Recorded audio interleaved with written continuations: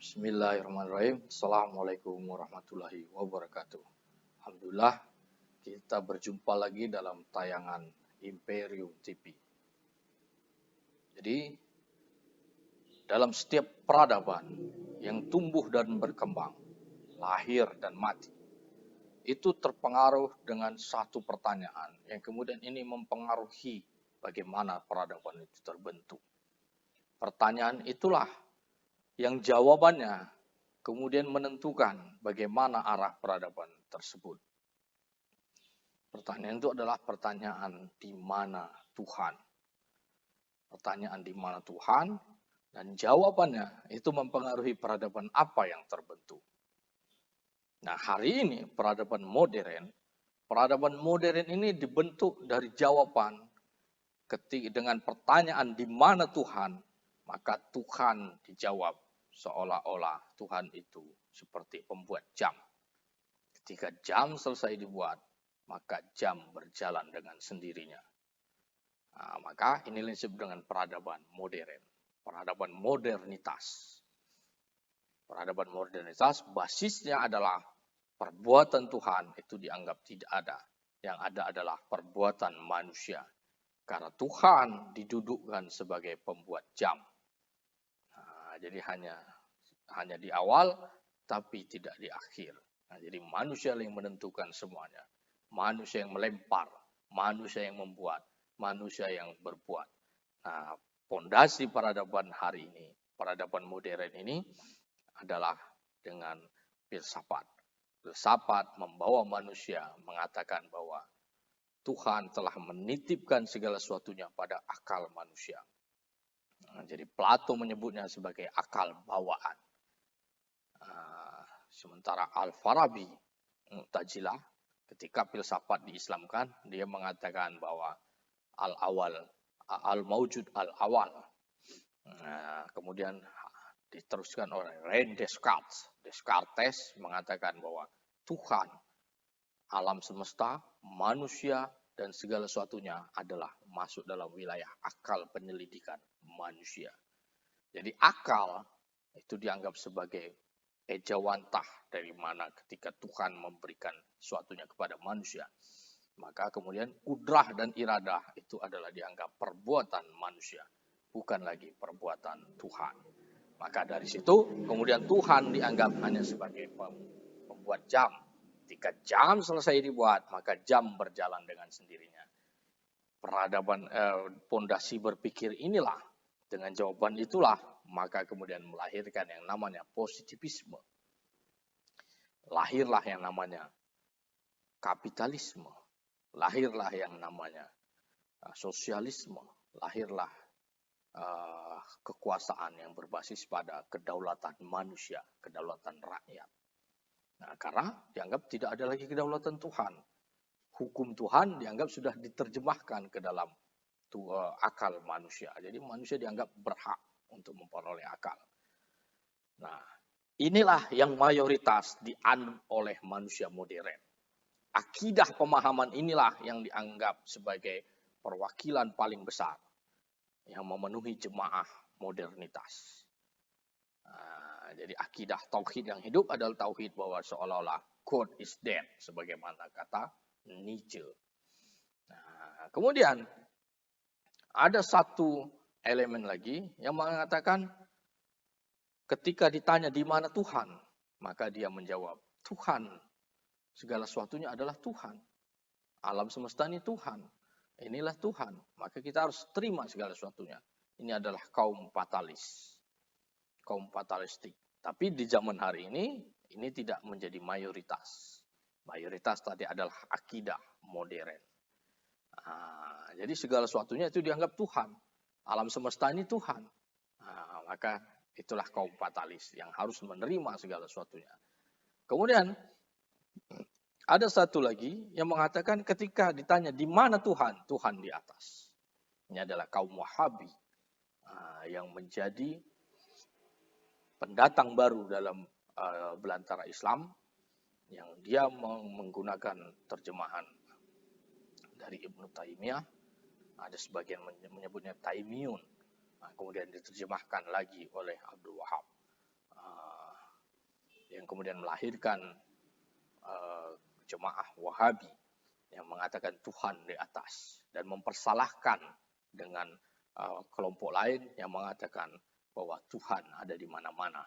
Jadi pertanyaan di mana Tuhan ini mempengaruhi peradaban, mempengaruhi kita berlangsung di mana, dan itu mempengaruhi tauhid kita. Jadi secara garis besar maka ini terbagi menjadi 2 kelompok, 3 kelompok besar.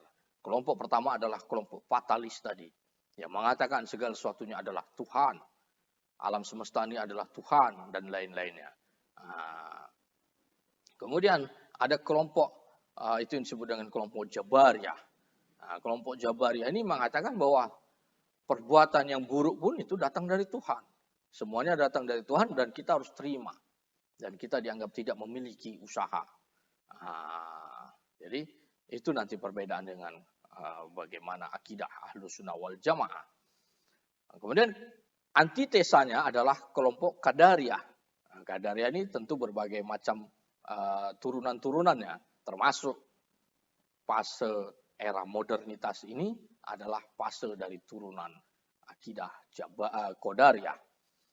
Bahwa segala sesuatunya adalah manusia. Saya yang melempar, saya yang berbuat, saya yang melakukan sesuatu. Kudrah dan iradah itu adalah di tangan manusia. Jadi ini adalah kelompok Qadariyah. Jadi hari ini itu diterjemahkan oleh kelompok modern. Dan ini yang menjadi mayoritas jemaah terbesar di dunia mengadut akidah ini. Maka orang tidak percaya lagi bahwa hukum Tuhan yang berdaulat. Orang tidak percaya lagi bagaimana kedaulatan Tuhan. Semuanya adalah kedaulatan manusia. Maka kita bisa lihat hukum diatur oleh manusia, urusan perdagangan diatur oleh manusia sehingga menimbulkan kapitalisme. Urusan politik itu ditentukan oleh manusia, maka kita bisa melihat bagaimana Vox Populi Vox Dei. Jadi akidah inilah yang kemudian terbesar dan dianut oleh umat manusia di era sekarang. Jadi bagaimana yang benar dalam Islam? Maka kita mengenal akidah Imam Asy'ariyah, Maturidiyah.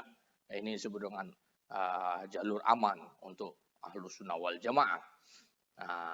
Jadi apakah Asy'ariyah tidak ikut Rasulullah? Ya tentu Asy'ariyah ini adalah meluruskan kembali akidah untuk supaya kita bisa aman mengikuti tauhid sebagaimana ajaran Rasulullah SAW. Karena di zaman Imam Asy'ari itulah era Mu'tazilah merebak.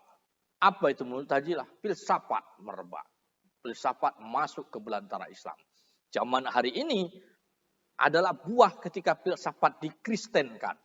Jadi era Mu'tazilah adalah filsafat diislamkan.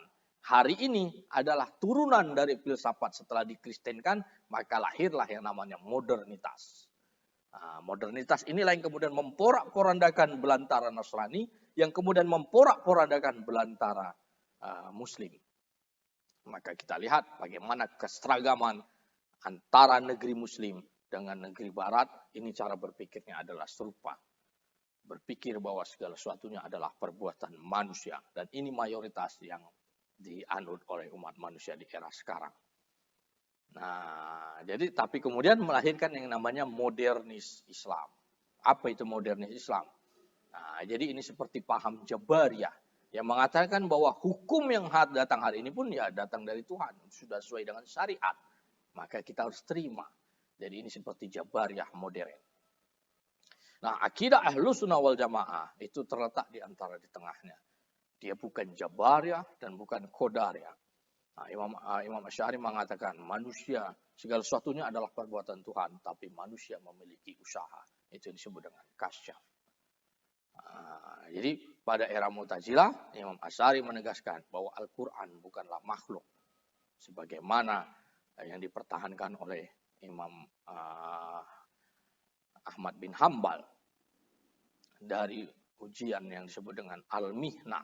Imam Ahmad bin Hambal tidak mau mengatakan bahwa Al-Quran itu adalah makhluk. Jika Al-Quran itu adalah makhluk, maka Al-Quran itu dianggap sebagai hal yang baru. Konsekuensinya, ketika Al-Quran dianggap sebagai hadits, dia baru, maka seolah-olah kita menganggap Allah itu lemah. Karena Allah dianggap tidak mengetahui apa yang terjadi di alam dunia ini. Nah, itu memperlemah tauhid. Ketika mengatakan bahwa Al-Quran itu adalah baru, maka kemudian Imam Asy'ari membenarkan bahwa Al-Quran bukanlah makhluk, melainkan adalah kalamullah. Jadi Al-Quran bukan sifatnya makhluk atau baru.